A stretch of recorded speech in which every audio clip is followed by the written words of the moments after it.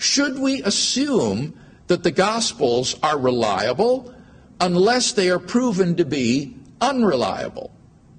Or should we assume that the Gospels are unreliable until they are proven to be reliable on some point? Are they innocent until proven guilty, or are they guilty until proven innocent?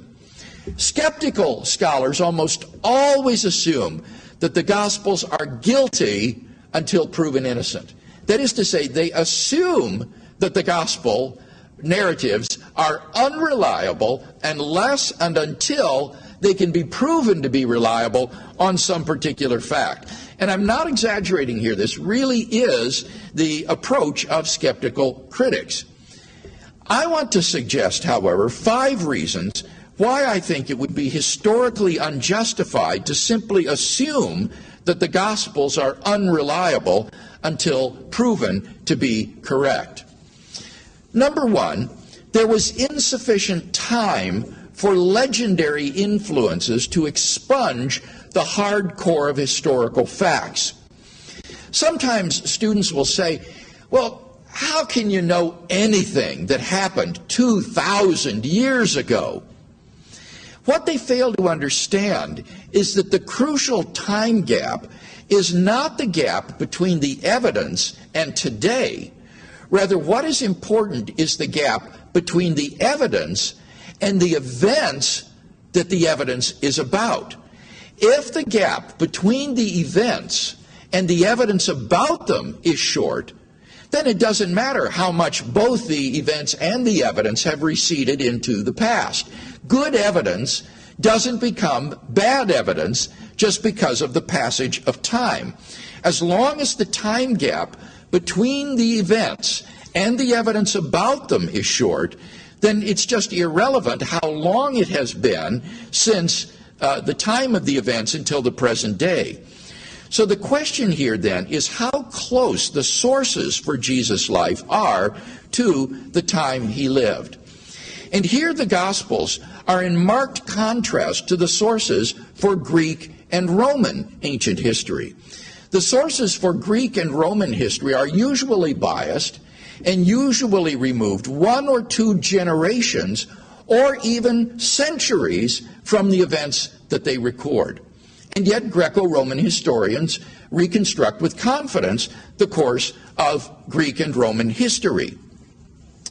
By contrast, the Gospels were all written down and circulated within the first generation after the events, while the eyewitnesses were still alive. According to Professor A.N. Sherwin-White, a professional Greco-Roman historian, in his book, Roman Society and Roman Law in the New Testament, for the Gospels to be legendary in their core, the rate of legendary accumulation would have to be, and I quote, unbelievable.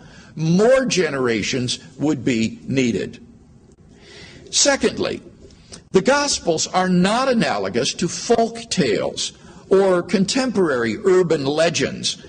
Tales like those about Paul Bunyan or Pecos Bill or contemporary urban legends about the vanishing hitchhiker rarely concern actual historical individuals and therefore are not analogous to the gospel narratives. The gospel accounts are about real people that actually lived and that you can read about in literature contemporaneous with the New Testament, about real events that actually took place, about real places that have been archaeologically excavated, and thus they are not analogous to folk tales or urban legends. 3, the Jewish transmission of sacred traditions was highly developed and reliable. In an oral culture like that of first century Palestine, the ability to memorize and to retain large tracts of oral tradition was a highly prized and highly developed skill. From the earliest age, children in the home, in the elementary school, and in the synagogue were taught to memorize faithfully sacred tradition. The disciples would have exercised similar care with the teachings of Jesus, and thus to compare the gospel narratives, as some have done, with the child's game of telephone, displays a complete misunderstanding of how oral tradition works in an oral culture like first century Jewish society. 4, there were significant restraints on the embellishment of traditions about Jesus, such as the presence of eyewitnesses and the apostles' supervision.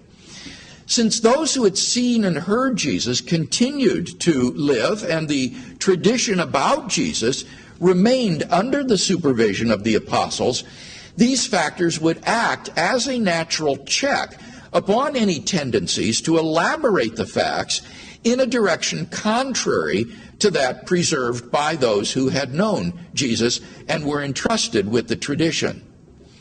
And finally, number 5, the gospel writers have a proven track record of historical reliability. I have time to only look at one example of this: Luke. Luke was the author of a 2-part work, the Gospel of Luke and the Acts of the Apostles. These are really one work, and they are separated in our Bible simply because the church grouped together the 4 Gospels in assembling the New Testament. Luke is the gospel writer who writes most self-consciously as a historian. In the preface to his work, he writes as follows in his dedication to Theophilus: "Since many have undertaken to set down an orderly account of the events that have been fulfilled among us, just as they were handed on to us by those who from the beginning were eyewitnesses and servants of the word, I too decided, after investigating everything carefully from the very first, to write an orderly account for you, most excellent Theophilus, so that you may know the truth concerning the things about which you have been instructed." This preface to Luke's double work was written in classical Greek, such as was used by Greek historians. After this, Luke changes to a more common Greek, but he's put his reader on alert that he can write, should he wish to, like the learned Greek historian. He speaks in his preface of his lengthy investigation into the story he's about to tell.